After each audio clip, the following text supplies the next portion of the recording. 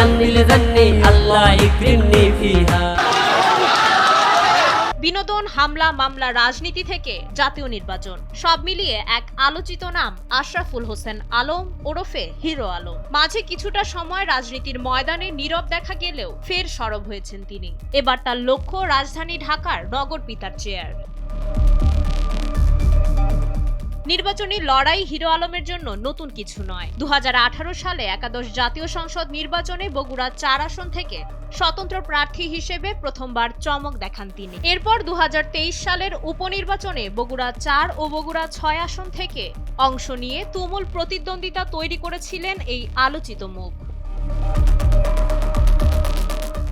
আগের নির্বাচনগুলোতে স্বতন্ত্র লড়লেও এবার নিজের কৌশল বদলাচ্ছেন হিরো আলম। 5 এপ্রিল তিনি নিশ্চিত করেছেন আসন্ন ঢাকা সিটি কর্পোরেশন নির্বাচনে মেয়র পদে লড়াই করবেন কোনো একটি দলীয় প্রতীকে। হিরো আলম বলেন, আগে স্বতন্ত্র প্রার্থী হিসেবে অভিজ্ঞতা হলেও এবার তিনি চান সুসংগঠিতভাবে এগোতে। একটি দলের ছায়াতলে থেকে নিজের পরিকল্পনাগুলো মানুষের কাছে আরো জোরালোভাবে তুলে ধরাই হবে তার প্রধান লক্ষ্য।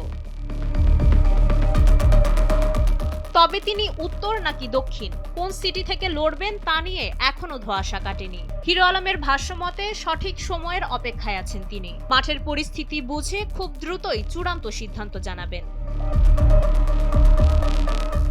ইতোমধ্যে শুরু হয়েছে নির্বাচনের প্রাথমিক প্রস্তুতি। মানুষের সমস্যাগুলো জেনে তৈরি করছেন সমাধান পরিকল্পনা। বেশ কয়েকটি রাজনৈতিক দলের সঙ্গেও তার আলোচনা চলছে বলে জানিয়েছেন তিনি। মাইশা মালিহা, সময়ের আলো।